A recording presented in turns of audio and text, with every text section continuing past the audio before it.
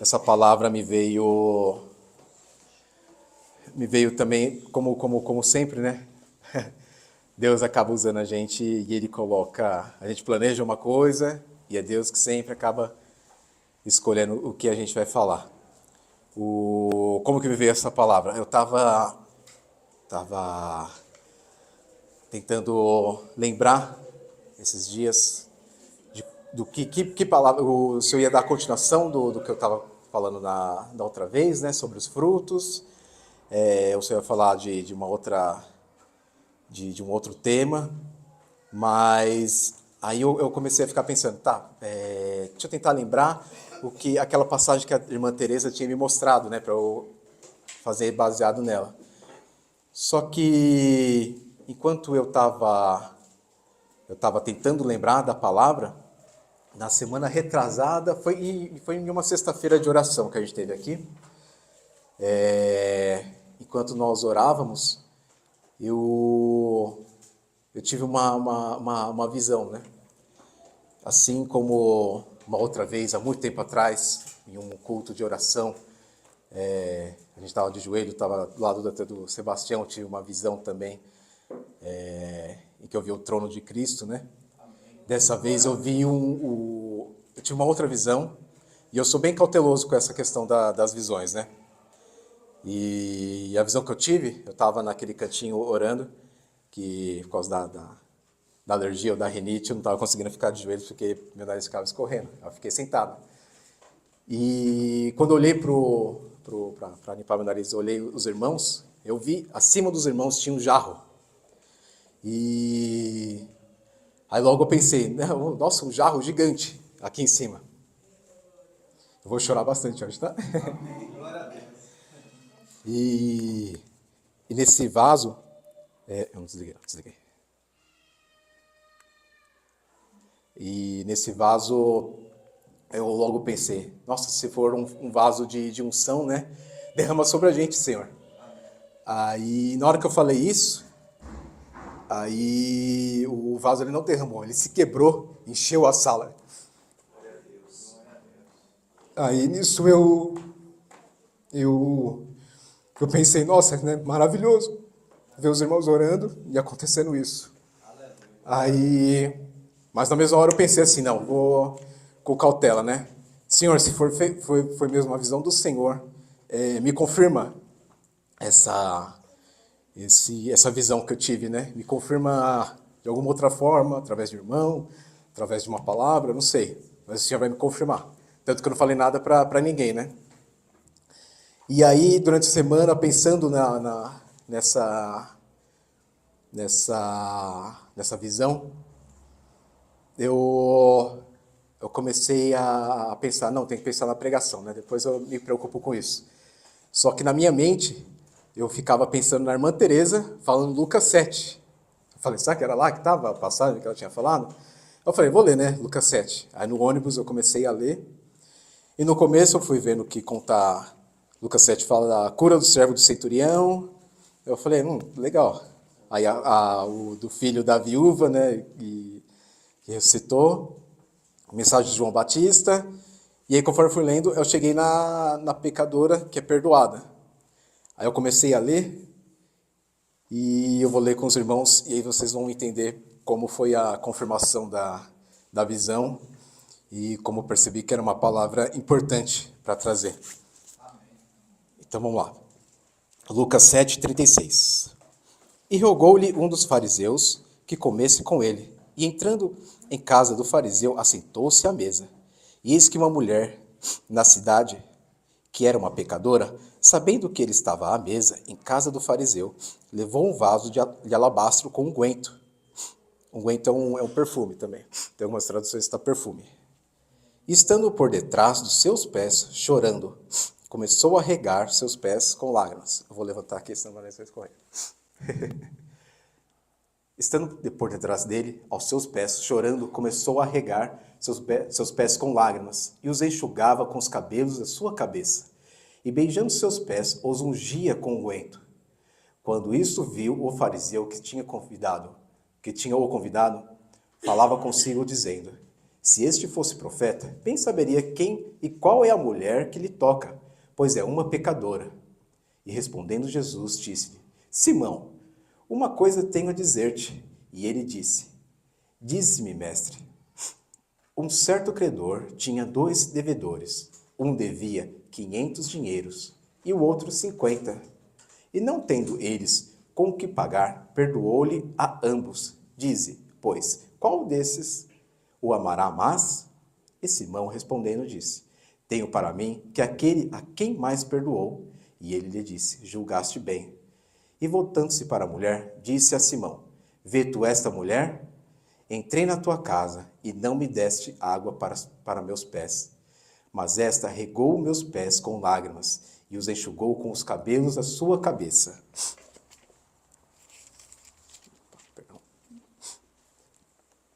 Não me deste ósculo, mas esta, desde que entrou, não tem cessado de beijar meus pés. Não me ungiste da cabeça com óleo, mas esta me ungiu meus pés com unguento. Pois isto te digo, que os seus muitos pecados lhe serão perdoados. Porque muito amou, mas aquele a quem pouco é perdoado, pouco ama. E disse a ela: Os teus pecados estão perdoados. E os que estavam à mesa começaram a dizer entre si: Quem é este que até perdoa pecados? E disse à mulher: A tua fé te salvou. Vai-te em paz. Amém, irmãos? Então, logo a gente percebe como essa visão, como isso acabou confirmando essa visão que eu tive. Glória a Deus. Quando eu li, eu fui pesquisar como que era o vaso de alabastro, né? Que eu nunca tinha pesquisado antes, como eu nunca vi um antes. Mas eu lembro que, na minha visão, ele era branco com detalhes marrom. E quando eu pesquisei na internet, eu vi que era realmente um vaso branco, com os detalhes de marrom, não sei se era madeira ou algum outro metal. E eu vi que muitas vezes, assim como o vaso que ela usou aqui, era um vaso de unguento, né, de perfume, e não era um jarro, né, um vaso grande, como a gente vê. Geralmente eram uns pequenininhos, porque era algo caro, né, um perfume naquela época. Só que o que estava sobre os irmãos era um vaso gigante, pegava quase a sala toda ali. Glória a Deus. E isso veio me confirmou a visão. Aí eu falei, então é nisso que eu devo me basear, né, na pregação. E uma coisa que eu aprendi é que se você tem uma profecia, uma visão, se for para uma pessoa determinada, fala para essa pessoa. Se for para a congregação, fale para a congregação. E essa é uma que eu creio que seja para a congregação mesmo. Então aqui a gente vai ler vai ser algo curto, irmãos, mas eu acho que vai tocar bastante nos irmãos, porque foi algo que me tocou bastante. Eu vou reler toda a passagem e vou colocar algumas considerações do que eu fui percebendo nessas passagens. Então vamos lá, no verso 36. E rogou-lhe um dos fariseus que comesse com ele. E entrando em casa do fariseu, assentou-se à mesa. O fariseu convidou Jesus até a casa dele para poder, e pelo que eu pesquisei, a gente não sabe se foi convidado por um fariseu que queria mesmo se converter, se era um fariseu que queria só testar Jesus, se era um fariseu que queria tentar armar uma emboscada. Não dá para a gente saber, né, exatamente, mas ele acabou indo até a casa, né? Se Jesus, eu imagino que Jesus ele não mostra aí, já que ele não recusa, né, a quem convida ele em sua casa. E aí daí já começa o primeiro ensinamento, né? Que Jesus ele não deixa de ir à casa, ao coração daquele que o convida, independente de quem for. Por mais que Jesus soubesse que como a gente comentou ontem, né? Os fariseus a todo momento estavam querendo pegar o Jesus para prendê-lo. Mesmo assim, Jesus vai até a casa dele. Talvez Jesus tenha sentido a sinceridade no coração daquele homem, mas provavelmente porque Jesus sabia o que iria acontecer lá, né? E no verso 37, e eis que uma mulher na cidade, que era uma pecadora, e aqui já dá para a gente perceber que é uma pessoa que era conhecida pelo pecado dela. Sabendo que ele estava à mesa em casa do fariseu, levou um vaso de alabastro com unguento. Então era uma pessoa, era uma pecadora, aqui mostra bem que era uma pecadora, que foi até lá. No momento que ela ficou sabendo que Jesus estaria na casa do fariseu.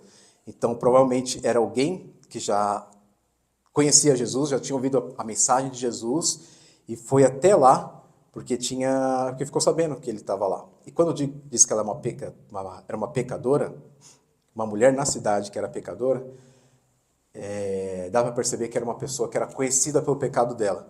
Por isso que muitas vezes muitos que leem essa palavra, logo pensa que ela é uma prostituta, né? A gente não sabe o pecado dela, não especifica, mas para muitos é como se fosse uma pecadora, porque no 39, o fariseu ele já até fala, né? Não, 39 não.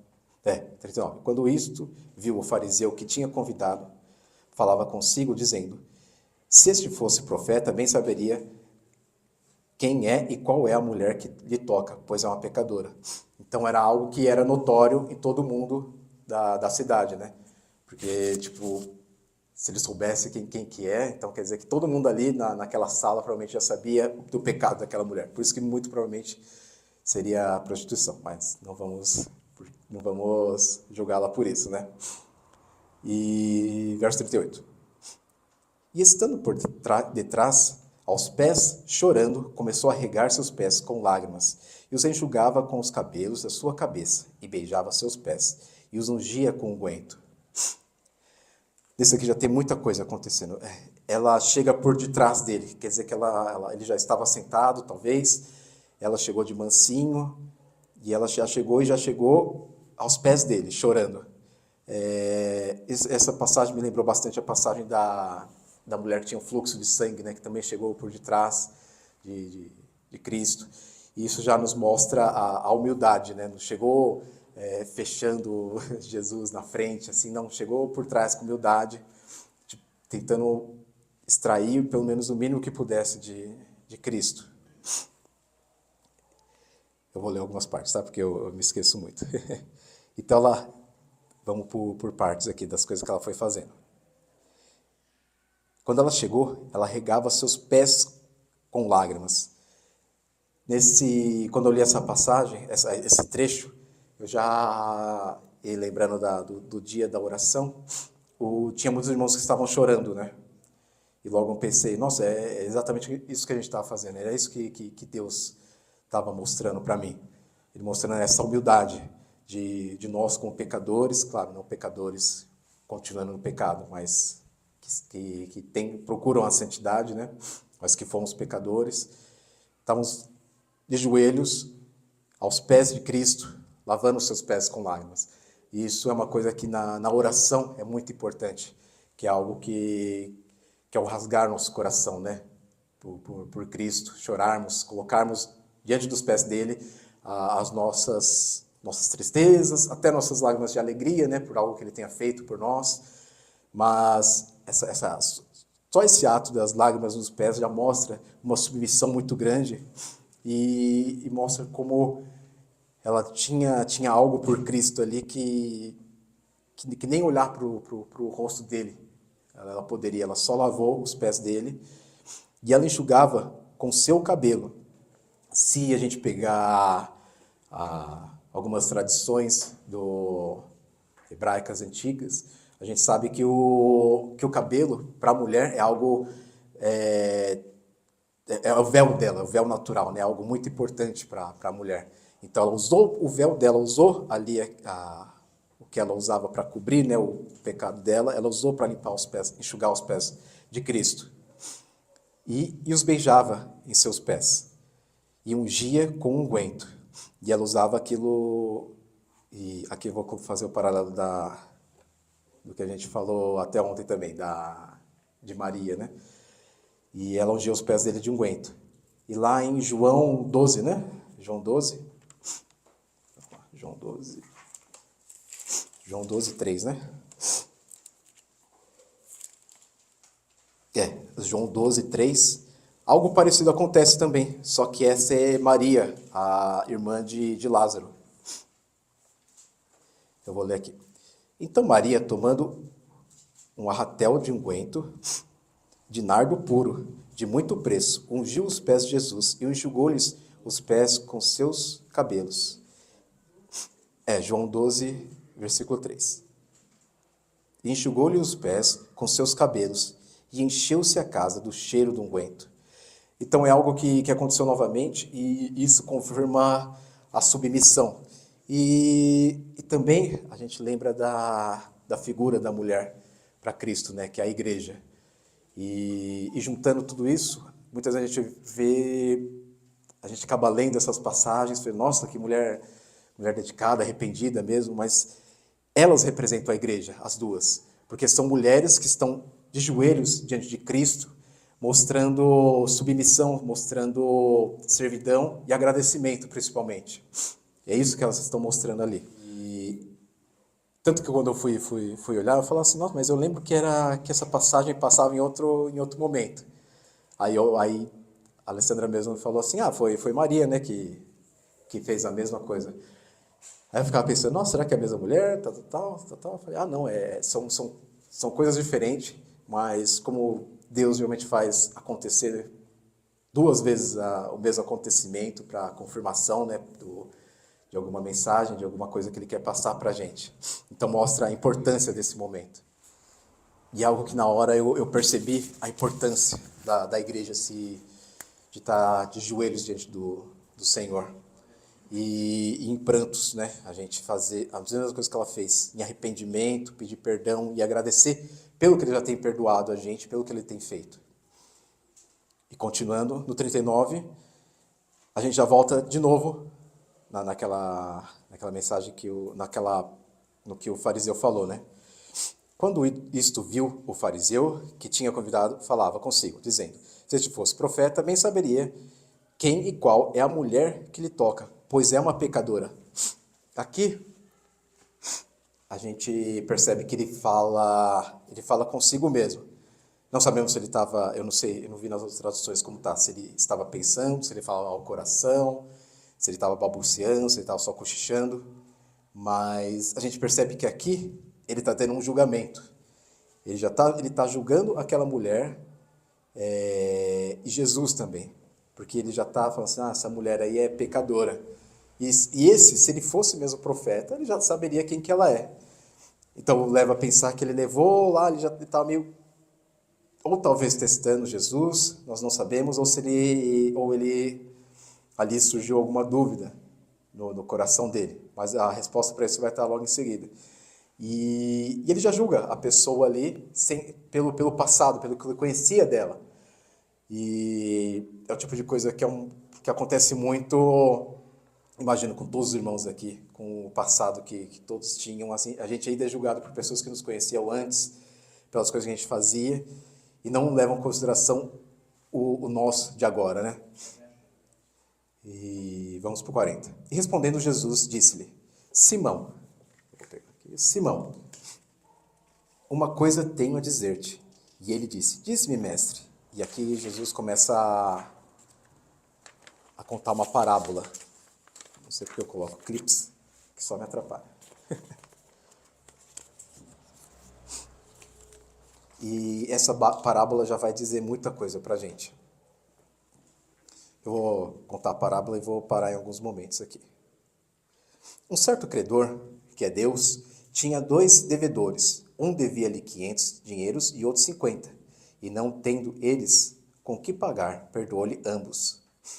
Então aqui mostra que independente do pecado, Deus, Ele perdoa. A uns, Ele perdoa mais do que outros. Na verdade, Ele está perdoando o pecado, porque para Deus o pecado tem o mesmo valor. Só que para nós, que somos homens, o pecado, a gente vê, né, a quantidade do pecado. Porque para muitos, um pecado, alguém tenha cometido um pecado menor, e outros que tenham cometido um pecado terrível, a vida tenha sido totalmente errada, por um caminho torto, e uma pessoa que simplesmente viveu uma vida sem nunca conhecer Jesus, mas é perdoado talvez tenha feito bem na vida toda, mas não tenha conhecido Jesus, tenha pecado alguma coisa, mas também ele é perdoado o pecado. E independente disso, Deus acaba perdoando. Não tem um pecado maior ou menor que Deus não perdoe.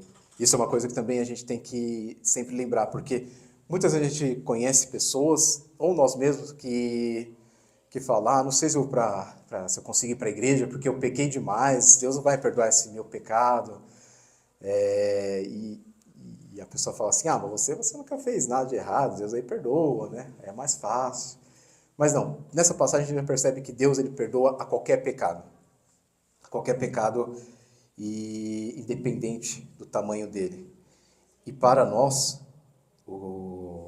a continuação dessa parábola fala bastante coisa também.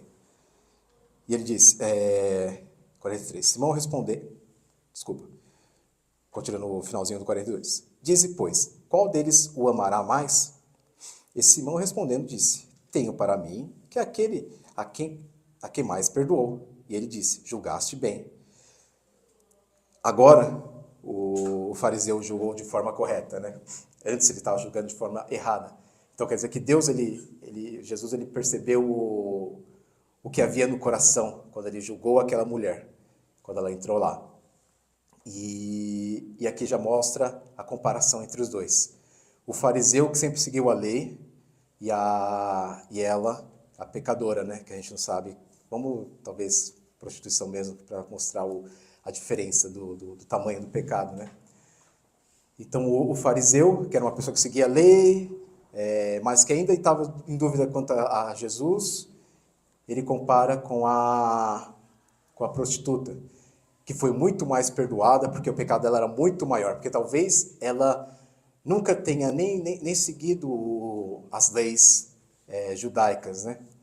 Então, para os dois podem ser perdoados. Mas a mulher, ela vai amar mais a Deus, mais a Cristo, porque o pecado era muito maior, ela percebeu que aquele pecado dela enorme foi perdoado. E para o fariseu, se ele se converter, talvez ele não ame tanto, porque ele vai falar assim, sempre segui a lei, sempre segui as leis que Deus tinha colocado no Pentateuco, então imagino que eu só esteja fazendo o normal agora, seguindo a Cristo. Só que a gente percebe que é nesse digamos, erro que muitos acabam achando que devem mais ou menos a Deus. Mas não, para Deus o pecado é o mesmo. Quando esse credor ele perdoou a dívida dos dois, e a gente sabendo que é Deus, ele não estava vendo quanto cada um devia. Ele percebeu que ele sabia que nenhum dos dois poderia pagar. E é isso com a gente. Nós sabemos que nós não podemos pagar pelo pecado que nós já cometemos. Mas Deus ele perdoa a todos nós, independente do tamanho do nosso pecado. E é isso que ele está mostrando aqui. Não é isso, Deus não vê o valor. Deus ele vê o arrependimento, ele percebe que nenhum de nós tem como pagar pelos nossos erros, pelo nosso pecado, pelo pecado original. E ele perdoa a ambos, da mesma forma. E eu creio que os irmãos tenham percebido isso, né? Quando a gente está na mensagem, aqui na igreja, a gente percebe que nós já começamos a refletir, né, sobre nossa vida, já começamos a pensar, poxa, realmente, Deus ele perdoou muito meu pecado. Ou às vezes a gente percebe, poxa, eu realmente não andava em pecado, mas, nossa, tem tanta gente que errou tanto mais, e esse Deus é tão misericordioso que perdoou todo mundo que está aqui da mesma forma. Todos nós temos a mesma graça, a gente recebeu a mesma graça de Cristo, e é algo assim que é maravilhoso, né, de saber que a partir desse momento a gente está em pé de igualdade, todos nós. E todos nós fomos pecadores, todos nós procuramos a santidade, e isso para Deus é o mais importante. Então vamos continuando. 44. E voltando-se para a mulher, disse a Simão. Então ele olhou para a mulher e começou a falar com Simão. Vê esta mulher? Entrei na tua casa e não me deste água para meus pés. Mas esta regou meus pés com lágrimas e enxugou com os cabelos da sua cabeça. Uma tradição, né, uma tradição que imagino que até hoje ela carrega. Mas naquela época, as pessoas quando entravam na casa para visitar alguém, elas logo lavavam os pés, porque lá não era asfalto, não era calçadas de concreto, né? Geralmente era terra batida, e algumas pessoas vinham de longe. Então as pessoas vinham com os pés sujos, e quando entravam na casa, elas eram bem recebidas, lavavam os pés, e pela tradição, hoje em dia, a gente faz o mesmo, a gente tem um tapetinho, a gente varre nossos pés, né? E isso é uma coisa que a gente percebe que o fariseu, nem isso ele fez quando ele convidou Jesus, ele chama de mestre, mas mesmo assim não fez essas coisas, nem ofereceu água, nem limpou os pés, e continuando 45. Nem me deste ósculo, que é um beijo no rosto, né? Mas esta, desde que entrei, não tem cessado de beijar os meus pés. Não me ungiste a cabeça com óleo, mas esta ungiu meus pés com unguento. Ou seja, aquele fariseu ele não fez nada. O Jesus ainda está comparando o fariseu com a mulher. O fariseu não fez nada quando convidou. Ele convidou Jesus para comer lá, e provavelmente a gente percebe que ele já entrou na casa, porque ela entra e chega por detrás de Cristo, né? Então ele já entrou lá dentro. Ele já estava lá dentro da casa, né? Entrou lá dentro, é boa. E aí a gente percebe que ele não fez nada disso, o fariseu. Ainda mais para alguém que ele considerava como mestre. E quando eu li essa passagem, eu percebi da importância do que a gente tem feito aqui nas orações, né? De sexta-feira, de quarta-feira e aos domingos também. Que quando Deus nos permitiu mudar para esta casa, para recebê-lo, a gente fez isso. Em oração, a gente fez todo este ritual de deixar que Jesus entrasse, lavamos os pés dele com nossas lágrimas, ungimos este local com oração, a gente secou os pés dele, né, com os nossos testemunhos. A gente fez todos os rituais, né, ali, para que Cristo entrasse aqui com a gente. E eu achei isso de uma importância muito grande, porque a gente poderia simplesmente se mudar para cá e ter começado o culto, mas não. Nos primeiros dias, o pastor Antônio já orou, já pediu para Cristo fizesse aqui a casa de oração, um local para ele, mesmo a gente sabendo que não é o local que faz a diferença, é o nosso coração, né? Mas é algo importante, porque a gente permitiu que Jesus entrasse não só na casa figurativamente, mas também ele entrar na congregação novamente, para mostrar que agora é um novo momento, né? E eu acho que aquela visão que eu tive, e essa passagem também mostrou muito isso, na hora já que eu comecei a ler, já foi me desbloqueando todos esses pensamentos, né?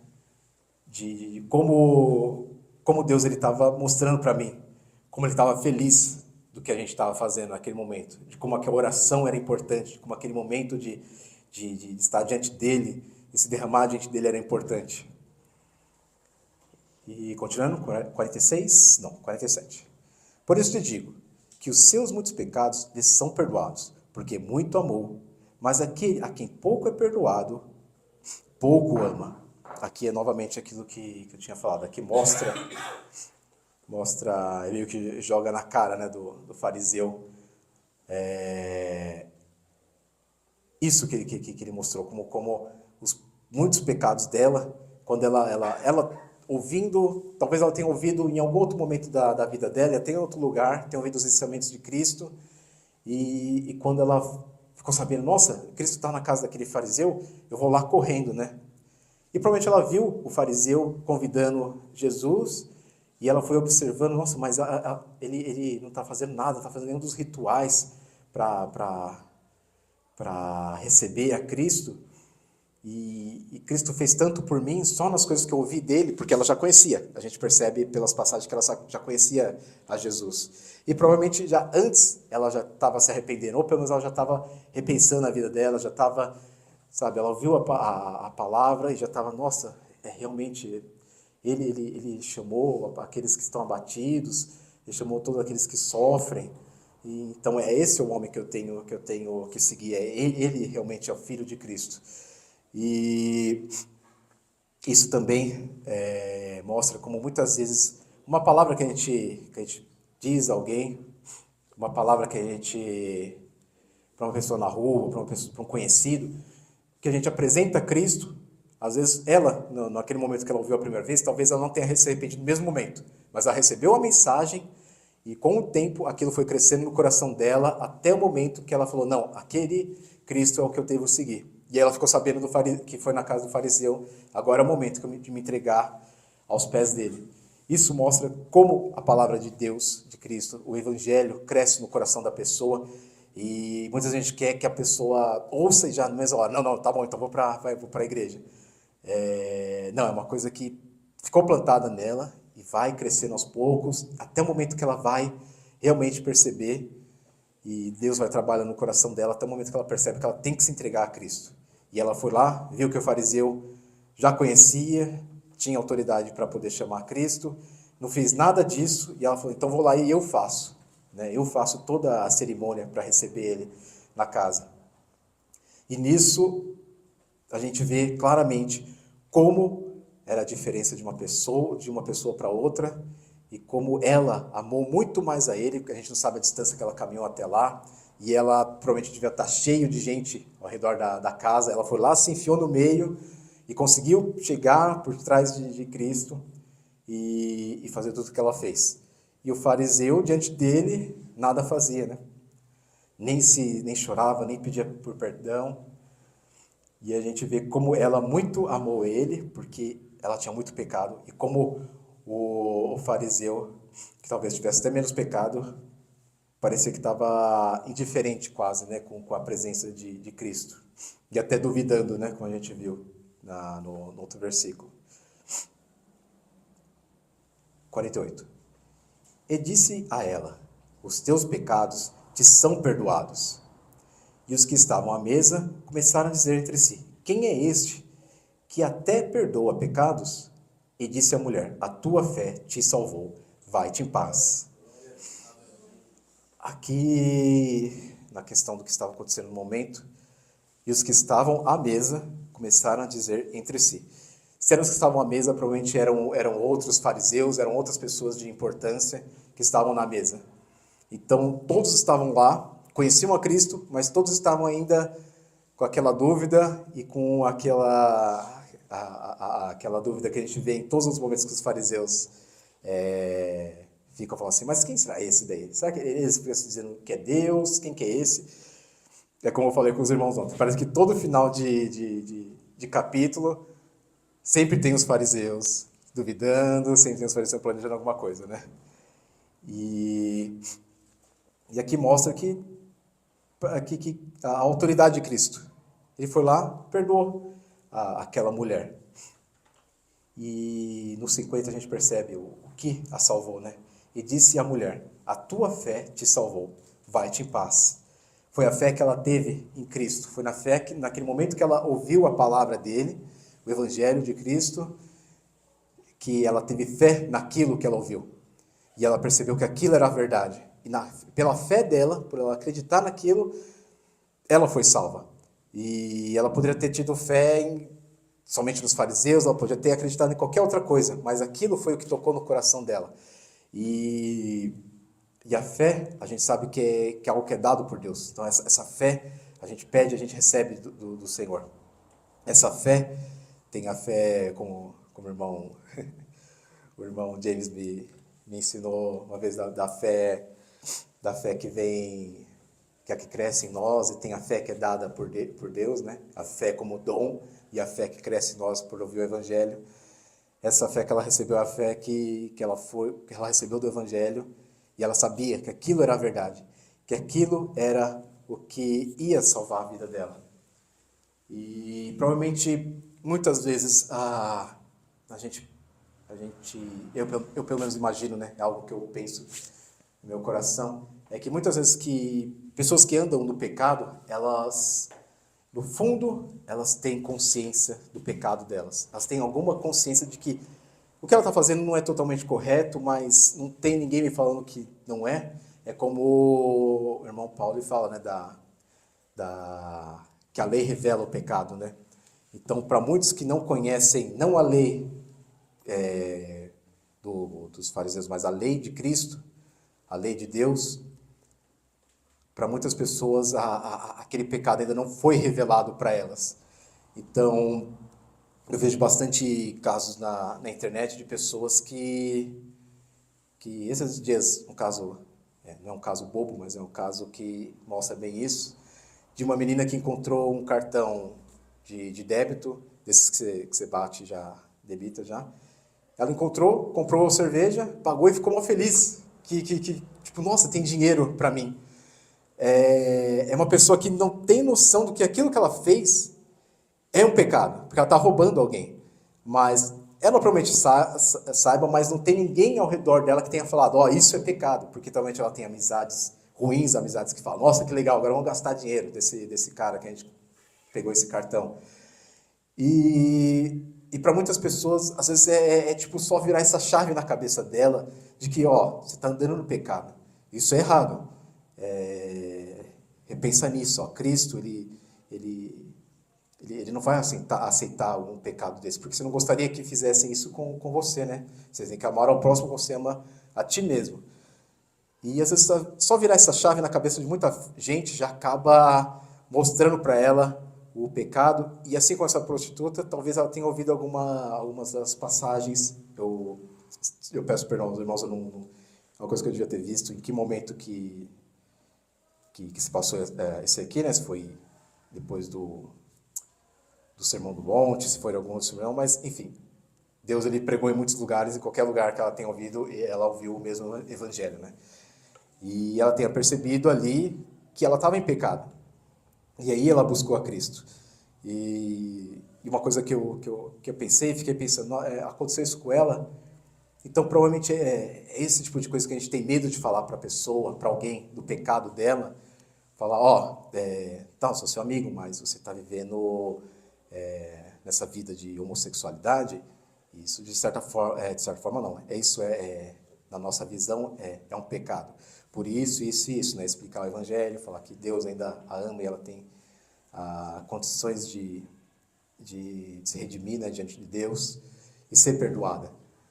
Mas muita gente tem receio, né, de falar algumas coisas, realmente por medo de perder a amizade, mas como foi dito, a gente deveria magoar até nossos pais, nossos irmãos, por Cristo, né? Amar a Ele primeiro do que as outras pessoas e depois amar ao próximo como a nós mesmos. E assim como nós recebemos o Evangelho, assim como nós percebemos nosso pecado, e nós amamos a Cristo e amamos a nós devemos pensar nessas pessoas, né?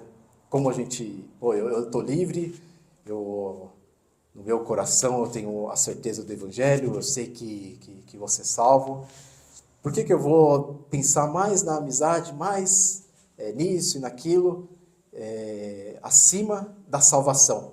A amizade que eu tenho com essa pessoa, com esse parente, é muito maior do que a certeza da salvação, que é uma coisa que elas podem ter se eu falar para elas desse pecado. E muitas vezes a gente pode até perder a amizade da pessoa, a gente pode até ficar de mal da pessoa por mostrar a ela, falar do Evangelho, não apontar, né, para elas, seu pecado é esse, mas de forma em amor, né, falar com elas. Mas com certeza continuar orando por essas pessoas, para que trabalhem no coração delas, para Cristo, né, o Espírito Santo trabalhe no coração delas, para que elas venham se arrepender. E é uma coisa que é importante a gente fazer. E geralmente eu trago isso porque eu percebo isso na minha vida. Sempre quando eu venho trazer uma mensagem, eu penso também pelas coisas, né? Eu sempre tento me corrigir. Então é algo que a gente tem que pensar na nossa vida. E outra coisa que a gente pode concluir muita coisa, nessa passagem, né? Nesse acontecimento. Mas como eu disse aos irmãos, pela visão que eu tive, que é para a igreja, e Deus tocou no meu coração para dizer, e o que Ele me mostra, que é para a igreja, tenho que falar, é justamente isso. Deus, assim como da outra vez, eu via toda a congregação diante do trono, esse momento foi o momento que Deus mostrou que Ele tinha mais coisa para a gente. Se Ele derramou a unção novamente na nossa igreja, é porque Ele está derramando novamente unção sobre nós. Eu até pensei, será que é porque falta? Não, mas eu tinha também, na mesma época, na mesma semana, eu tinha ouvido a mensagem sobre a porção dobrada, né? Sobre 5 vezes mais porção eu esqueci o nome do profeta. Elias. Exatamente, que recebeu a porção 5 vezes mais, né? Eu acho 10 vezes mais que... E é isso, para Deus não tem... realmente pode se perder, né, a sua função, mas não, para Deus não tem como eu diria, não tem migué, Deus não vai economizar a unção dele, né? Ainda mais sobre a igreja. E eu vejo isso como uma importância para todos nós, né? Para toda a congregação, de que recebemos essa unção. Não só os irmãos que estavam aqui orando, mas foi derramado no lugar inteiro, encheu todo o lugar. Não derramou sobre a cabeça de cada um, derramou sobre todo o local. Então, todos nós recebemos. Eu entendi isso como uma mensagem que a igreja toda recebeu. E isso eu achei maravilhoso, né? Porque na hora eu comecei a chorar, na hora que eu estava escrevendo e tal. E eu falei, não, vou tentar não chorar, né, lá. Até consegui me segurar bem. Aí, o que eu digo aos irmãos é isso. Vamos receber essa unção, vamos perceber a importância que há nisso, do que Deus colocou sobre nós. Eu sei que todos os irmãos aqui sabem dessa importância. E uma coisa que eu pensei, que eu gostaria de aproveitar para falar para os irmãos, é disso, é se abrir a Cristo, realmente chorar aos pés dele. E vocês percebessem como é maravilhoso as orações aqui de sexta-feira, de quarta-feira, porque é um momento especial dedicado só para isso, só para a gente poder orar ao Senhor. Realmente cada um fica da forma que quer orar, cada um se ajoelha no cantinho, ou fica de pé, ou sentado, ora como quiser, mas o importante é que se abra para Deus.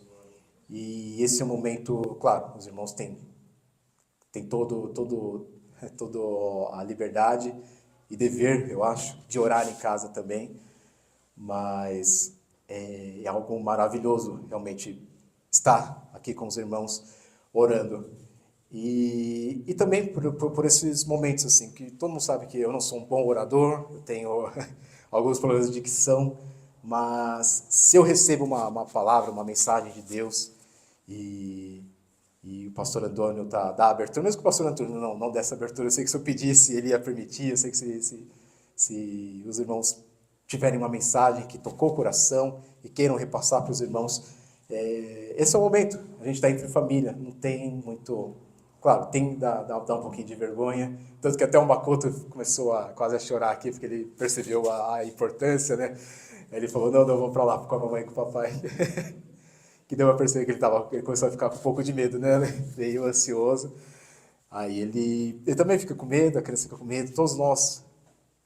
Até eu fico... é que eu sou o tipo de pessoa que eu fico nervoso um segundo antes. Aí eu falei, não tem porquê, né? Ficar com vergonha. A gente está entre os irmãos e mesmo que tenha dito algo, se eu disse algo que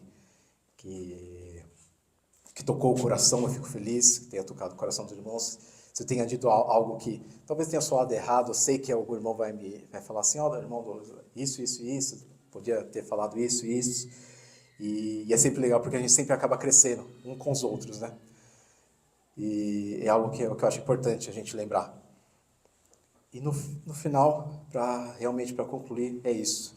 Que a gente venha a perceber a importância, né, do Evangelho, a importância de estarmos aos pés de Cristo independente do nosso pecado, os pecados já foram perdoados. Não vamos julgar as pessoas pelo que a gente conhece delas no passado, porque se a gente encontrar um amigo de muito tempo atrás, realmente a gente acaba encontrando falando assim, ah, nossa, esse cara era chato, esse cara fazia isso, aquilo. E então a gente encontra a pessoa já foi transformada e a gente não sabe, né? A gente não conhece a vida atual de muita gente. Assim como a gente pode plantar essa semente do Evangelho em muitas pessoas, por mais que a gente perca a amizade, talvez essa pessoa a gente encontre lá no futuro, agradecendo, né, pelo que a gente fez por ela, porque eu sei que muitos de nós tem alguém para encontrar no meio do caminho, falar assim, ó, você me apresentou o Evangelho, agora minha vida tá mudada. E eu sei que na memória de cada um a gente vai lembrar disso. E eu tenho uma amiga, Audrey, que foi a que apresentou o Evangelho de novo para mim, que era uma pessoa muito querida ainda. E ela se perdeu um pouquinho em algumas coisas de feminismo. Isso aí eu sei que Deus vai colocar ela no caminho de volta. Mas vamos ter isso no coração. É muita coisa que a gente aprende aqui, né? Muita coisa para a gente digerir mesmo. E muitas coisas que a gente já digeriu, mas é algo para fortalecer a nossa fé.